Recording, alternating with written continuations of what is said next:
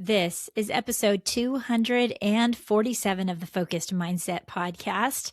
And I'm here today to talk to you about our mindset. We're going to talk about how we can frame our mindset to be able to be hopeful, helpful, and beneficial, not only for our mind, but also for our future communication with the people that we love. It's so important for us to talk about why is it that of all the names I could have chosen for my podcast, I chose the Focused Mindset. Even though a lot of what we talk about is about how to have great conversations, it's because it does start up in our mind. It does start with our frame of mind. And that's what we're going to talk about today.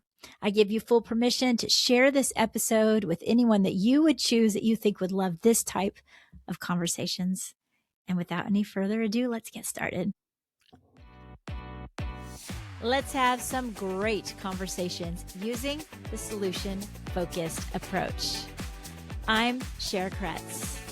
And as a school counselor, I've learned a lot about how to lead with hope. I've talked about it on the TEDx stage. It's what we discuss right here. And I want to thank you for following this show. You know you can head over to thefocusedmindset.com to get more. Right now, let's level up our mindset so we can be solution focused. Let's go. Hello, welcome to this episode. I'm glad you're here with me today. For most of us, we're launching into the brand new year. Whatever season that you're launching into right now, it's brand new starting today. And I encourage you to open your mind to being open to new ways of looking at things rather than a fixed mindset. I have to say that especially if you're in a field of education, it's often that we say that we believe in a growth mindset and we want all of our students and people we work with to be in a growth mindset, not a fixed mindset. But then in action, in our own brain, we don't always practice that. In our own brain, we sometimes think, oh, I know how things are going to be because that's how they always have been. And I'm not going to search outside of that. In fact, I'm going to lean on the certainty of what I know and not veer outside of that because it's comfortable.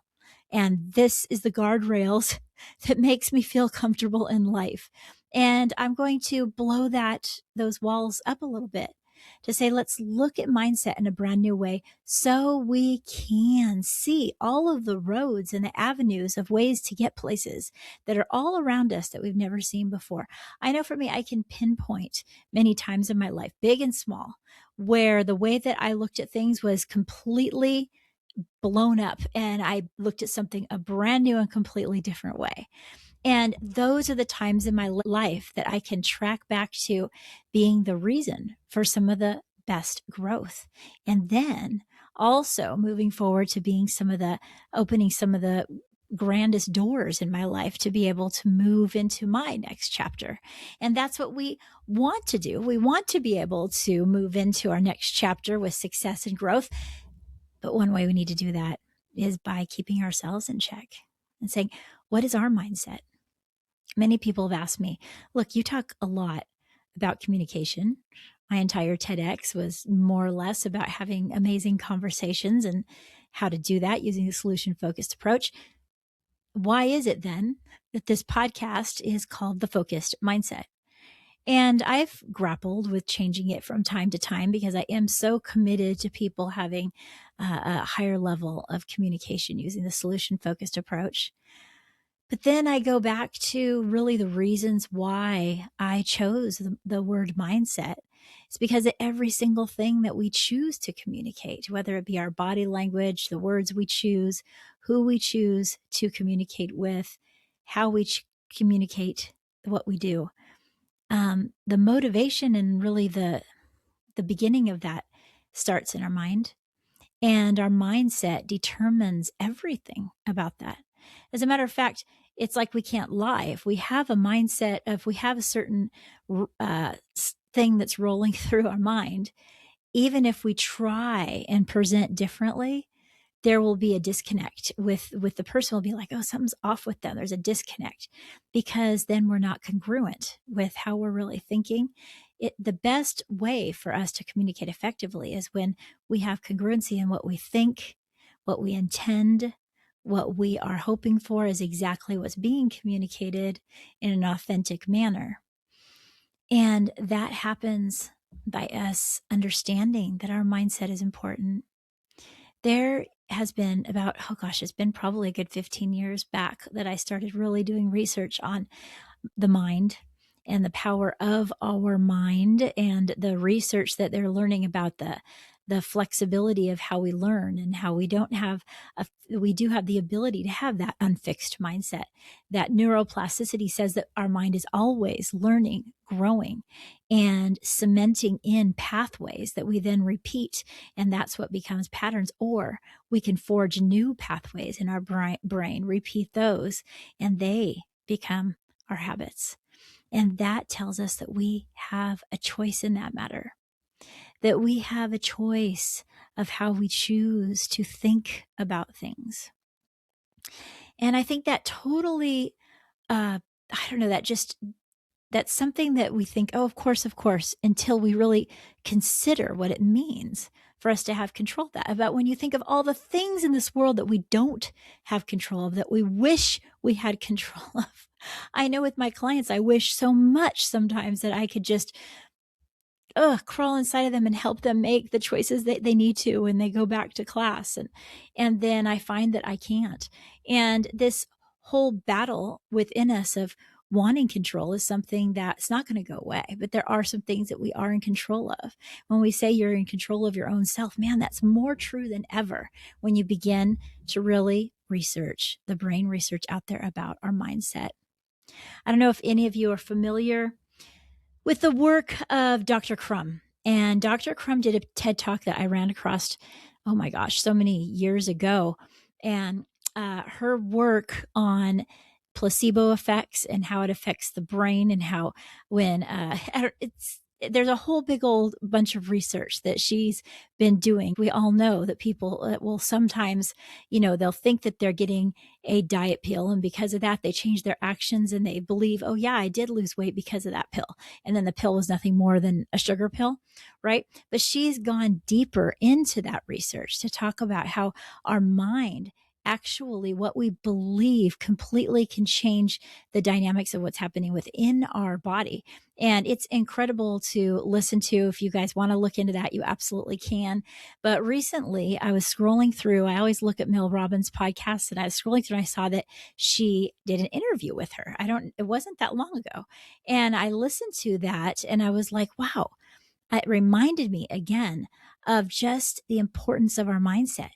And that's why I thought I need to refresh my vision with you all of why we have this podcast called The Focused Mindset. Yes, the solution focused practice is one where we focus on the solution rather than the problem, where we know that the people are people and problems are problems, and those two things are separate.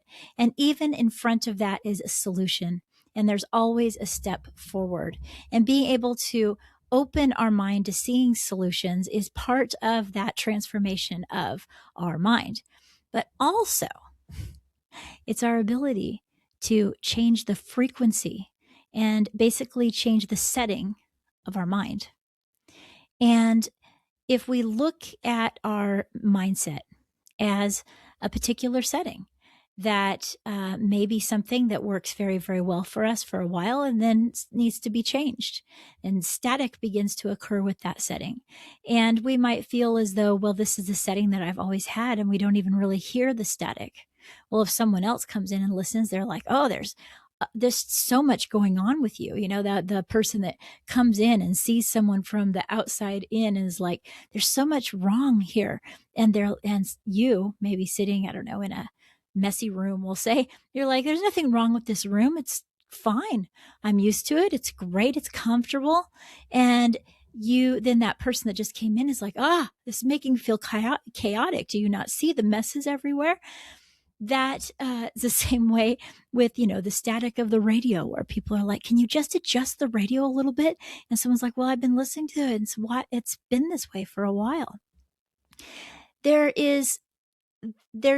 There's times when we just aren't aware that the setting in our brain needs to be adjusted for us to be the most helpful and the most uh, happy and the most beneficial in our life. And that day for you and I can be today. We can say, I want to find out where I have gaps, where my mindset needs to be adjusted, where that setting in my mind has gotten off just a little bit. And then that little bit takes us down a completely different road, and we need to course correct. We need to course correct. And we need to be willing to be okay with the uncertainty of that we don't know everything and we don't know what the future holds, and that's okay. And we have a lot to learn. I think that the solution focused approach is powerful because it's the one practice that teaches practitioners that it's okay for you not to know, because curiosity should lead the way. You and I, when I walk into a counseling session with a student, a parent, anybody really, I want to be in the most open, curious place that I can be. That's the mindset that I want to choose. And that can be scary because it means that I'm abandoning all of my thoughts of thinking, what might be wrong? What might I say? What advice might I give? And instead being excited that I don't know what I'm going to find out. I don't know what they're going to say. And whatever they say is going to determine what I say. And being open to the uncertainty of that I don't know what that person's going through, and I don't want to presume that I do, is a huge mindset shift for many practitioners that start the solution focused approach. It's actually very freeing, but it can be very scary at the beginning because they're like, well, I want to know exactly what to do, how to say it, what to say. We have lots of questions in the solution focused approach that we ask. But the truth of the matter is that the intention behind the question is far more important than the questions we ask. And when our intention is honest curiosity, gathering information with that, looking for a goal within what they're saying that means a lot to them, and then helping them shape that goal into a plan, and then start, when it's an honest curiosity that leads the way, the whole conversation begins to go differently. Where did that start? That started in your mind with your intention that you had to choose walking into that situation. Makes me think of a frame. I say, what's your frame of mind? You know, we hear that saying all the time. What's your frame of mind? But let's really think about this. Our frame of mind determines everything. Now, when you're choosing a frame for a picture, I've found that even though I'm not necessarily a visual person, I'm more of an auditory person, that a frame will make a picture look completely different depending on what the frame is. I remember when I was looking for a frame for my Seattle picture that I have up in my room, of Sleepless in Seattle, one of my favorite movies, I was looking for a frame with white wood because I felt like it would bring out the two people that were wearing like an off-white color. And I looked and looked and looked. And if I put a red frame on it, it would bring out the sunset in it. And if I put a black frame on it, the whole thing looked so dark, it would never match. But I put that light wood frame and it just popped. And how we frame a picture makes such a big difference. And many times we can look at a beautiful picture and ponder all of the colors and the nuances. It's almost like that picture is a window straight into another world. But what frames that picture is what gives that window the possibility of what we look at, how we look at it, how we progress with whether we even like the picture at all. Sometimes depends on the frame. Our frame of mind is so important. It's what frames the window of our heart, of our mind, of everything that we're going to move forward with because of it. And so our frame of mind is basically connected to experiences and beliefs. All right, let's just take those two things. That's what makes up our frame of mind, is our experiences in life and our beliefs about what's going to happen. And our experiences are important. It builds up our mindset of how we look at life. But even just one experience can shift your mindset. And it can also affect your beliefs. A belief is also a little bit deeper, right? It's maybe it's your religious belief, it's your convictions, your values, all right, which is we're going to talk about in our next episode. Your values, your beliefs, what you can stand on, what you know counts. Loretta talked about this in our interview that I had with her, where she needed to lean in, and she'll tell you more about this herself in a few weeks, but she needed to have a career where she can stand on something she believed in no matter what all the adults around her are doing for her. She believed in helping kids.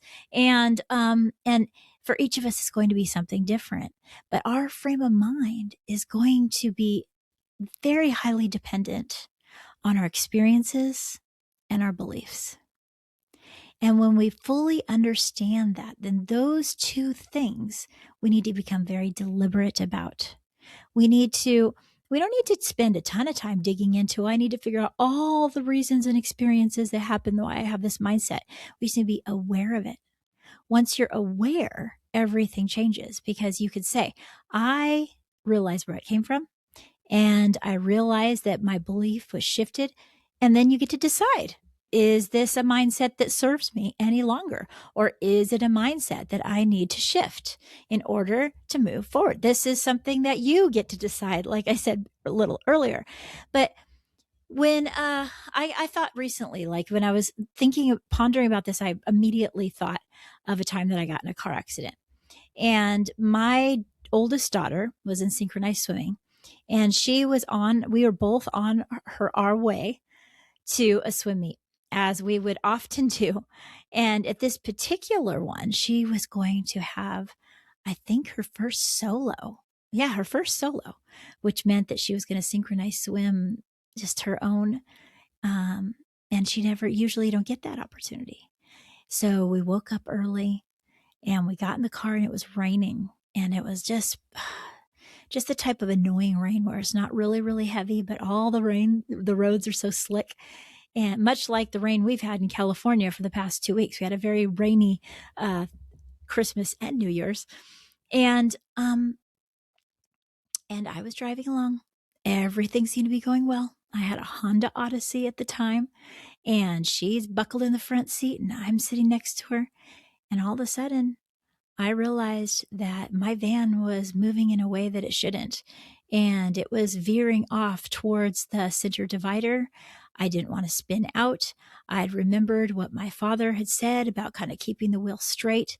I did keep the wheel straight. Problem is, my van did hit the center divider, and immediately we began to turn. I think we turned all the way upside down and then back around to the other side. So our van began to twist and turn. Thankfully, there were no cars around. It was a busy time of day. There was no cars. We kind of slid from one side of the freeway all the way to the other side of the freeway, to off the side of the road. So we weren't stopping any traffic, but there we were, stopped and up on our side. So I was landed down where I was, I was facing the ground, right? So I was like, the window was right on the cement, and that was my driver's side window. And my daughter was suspended up with her seatbelt up above me, kind of suspended in midair. And there we were. And couldn't believe this just happened. I'm trying to sort of realizing that both her and I are okay. I'm trying to somewhat make light of it, like we're going to be okay. And another miracle was that I saw that my phone was just right there. Everything in my van was everywhere, and the windows had blown out. But the Honda Odyssey, being amazing, the airbags had popped on the either sides of us, and we had no scratches. We had bruises, but we weren't cut or anything, even though the windows were out, because the airbags went up in front of the windows. It was an amazing experience. But there's my phone. I'm like, what in the world? I can't believe this. So I call I call my husband. He's not waking up. So I call my younger daughter, and she answers her telephone. So, you know, she shouldn't have had her phone by her bed, but there you go. And she answered, and she runs in and wakes up my husband, and he comes out and gets us. We also call 911, and here comes the firefighters with the jaws of life through the back, and he helps my daughter get out. He helps me get out of the van. We have to, get it towed and everything. And this whole time it's raining, and I was changed. That experience, I didn't realize it in the moment. I was just working through what I had to do, but I was changed. The way I looked at driving in rain absolutely changed based on my experience, based on the fact that my mind was telling me something completely different than it ever told me before, based on that experience. Now, we did get out of that van and go sit and have breakfast together and regroup, and we asked my daughter what she wanted to do, and she said, I really do just want to swim. And so we went, and she did swim her solo that day, which is amazing. And she got, I think, second place or something. It was really, really great resilience there on her part. But like I said, I didn't realize it, but as time went on, it doesn't rain too often in Southern California. So when it did, I would be terrified. I would be terrified and nervous and worried. And I would think I could get in a crash anytime. I could hydroplane. I could hit the middle divider. All these things would flow through my mind. And I started driving slower. And I started being more careful and avoiding going out. Now, I still do to this day, but there was something that made a difference. And that was that one day I was sitting at work, and my AP, my assistant principal, he had an office at that school directly across from me. And I was talking about how much I hated driving in the rain. And he came in and he goes, these cars were made for driving. They were made for driving in the rain. They test them for it. They design them for it. They're made for it. And he just walks out with his matter-of-fact self that he had. And something clicked in my brain. I was like, these cars are made for this. And by this time, my daughter was in high school. So a lot of years had gone by. And I thought, wait, these cars are made for this. And I had already by that point realized the brain research and what has been going on in my brain, but I had given into it. I've been like, fixed mindset, it's the way it is. I just don't like driving in the rain. And right then and there, with that one moment, I allowed myself to switch the settings back to something that was helpful. Now, let me tell you, my mind was trying to help me by having that setting switched to, oh no, the rain is dangerous. My mind wants to help your mind wants to help you when you switch to a mindset after a traumatic event that isn't really the most healthy, but you just think it like, oh, something bad could happen because when I fly, or something bad can happen when I'm in a big pool of water, or I saw a video and therefore I might get chased by a bear. I don't know how unrealistic or realistic a thought pattern might be, but our brain wants to protect us, right? So it thinks, oh, that might happen. Now you need to switch your whole mindset about this. But then it changed in my favor when I started telling myself, my car was made for this. My car is made for driving in the rain. And unbeknownst to my AP, I started repeating that whenever I got in the car in the rain. My car is made for this. It's made for rain. And that repeating that same thing allowed me to discard the setting that wasn't working anymore and wasn't helpful to me, and take on a mindset that was helpful, that I needed to have in order to be successful, for goodness sake, at the basic thing of driving, right? And not have that anxious feeling every single time. Now, do I love driving in the rain? I still don't like driving in the rain. I still remember what happened, but I've let go of that thought that would flow through my mind of almost convincing myself that something would happen, and replaced it with a brand new upgraded setting that works so much better, of saying, my mindset tells me this car is made for this, right? And I loved that I remembered that when I was going through this whole mindset thing, because I know that you have something in your life And it's a small thing, but you've had the same result. Something happened, changed your mindset. And it's time for you to change. It's not useful to you anymore. It's not helpful. You think it is. You're kind of in a place where you're like, well, this is always the way that I've thought. This has actually protected me quite well. I think of people that have had failed relationships. How easy is it for us to project the things that were a failure in that relationship into the next one, and then have, I guess you could say, a self-proclaimed prophecy, because you repeat the same anxiety, the same things that you didn't want to. And then the other human in the relationship react very similarly, and our mind swirls, and our mind is saying, look out, there's harm, there's danger, and where there is no danger, and you aren't in the same situation. And this happens with the jobs. Our boss reacts a certain type of way, and we're like, oh no, here we go again. This is a fixed mindset. And this is something we can upgrade. This is something where we can say, I need a new frame. I need to find a frame that brings out the beautiful, the beautiful inside of me, the wonderful, the gifts, the talents, the possibilities. I need that frame. I need that frame of mind. And I believe you can take that on right now, just with the thoughts of choosing. It sounds so trivial, but it's something that is literally within our control because of the wonderful mind that we've been given. Now we're beautifully and wonderfully created. And so we can utilize that. We should utilize that. While we can upgrade our parenting, we can upgrade our work, we can upgrade our vision. And we can be the one then to choose to say, is this serving me anymore? Is this mindset serving me? If it's not, what is the setting that I need to have instead? And how can I choose it on purpose each and every day with intentional focus? With intentional focus, looking at it through that lens. Will that affect your communication? Heck yeah, it will.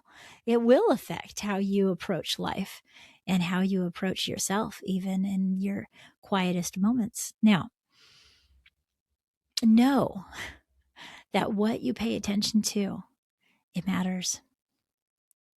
What you pay attention to and put your focus in is going to determine how much you're motivated. It's going to determine what you actually move forward on. It's going to determine things like what you engage in, like what you continue to engage in and what you stop engaging in. It's going to affect your life, right? Oh my gosh, you're saying, wow, you're just saying it affects everything. Yes, I believe it really does, because we don't realize where they came from. Remember what I said, that if it comes from our experiences and our beliefs, then we can identify experiences, have new experiences. We're having new experiences all the time. We're having new experiences in this very moment. And then we can decide, hey, what beliefs fit with that? What are the beliefs that are so deeply ingrained within me that I've gotten away from and I need to get grounded again? Or what are some beliefs that, where in the world did that come from? It's not even true. Like my belief that I could get in a crash if it rains. I could, but a car is made to drive. It wasn't really a belief that I needed to ingrain in me quite so seriously, for goodness sake. And now is the time for you to determine that. And then you're going to be able to report back of the ways that you made adjustments that help your mindset. See, now that is why I named it the focused mindset. We've got to focus our mindset in order to have the success that we want in our relationships, in our communication. Does that move us into being better solution focused communicators? Absolutely. Because what do I say? We've got to gather our information without any judgment. We're letting go of that. And so we can gather the goals that are really most meaningful. Gathering goals. As we gather information, we're actually bringing out goals. We're in a place where we can make a plan that's going to work.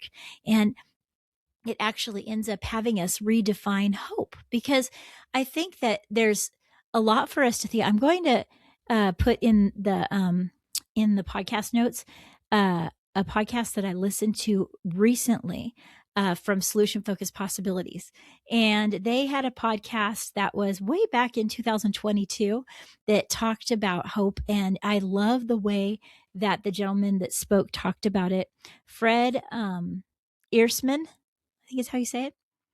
And he has done a lot for the solution focused community. But one thing he talked about in that episode, and you'll have to go back and listen to it, is learning how to sit with uncertainty.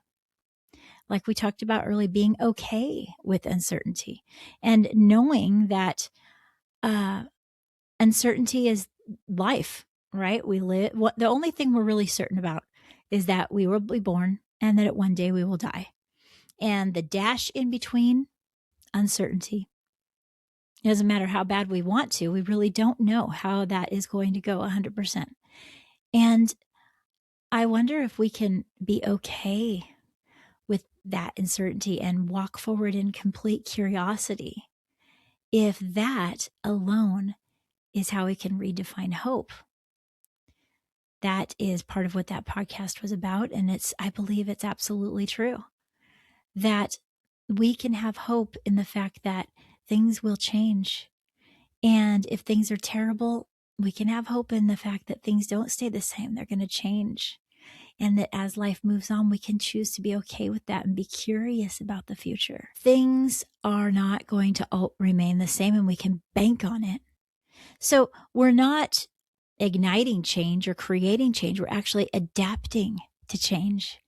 We're adapting to the way that life will be, and we're adapting in a way that's going to be helpful, hopeful, and opening ourselves up to that. And that alone can give us a brand new sense of home, because we can let go of that control. We can let go of the things that say, oh, I want to hold on to it so tight. And we can say, I'm curious about turning the corner. And one thing I know is that I've had the ability to walk through challenges before. I'm going to have that same ability to walk through challenges moving forward. And you will have the ability to walk through any challenge, and also to successfully walk through the blessings, and doing that with grace and mercy and humility. And so next we're going to talk about a little bit about some memories that I have with my daughter, and about the vibes, how we can bring good vibes into every situation. That's the next episode. For now, it's time for us to get going. So until next time, live solution focused.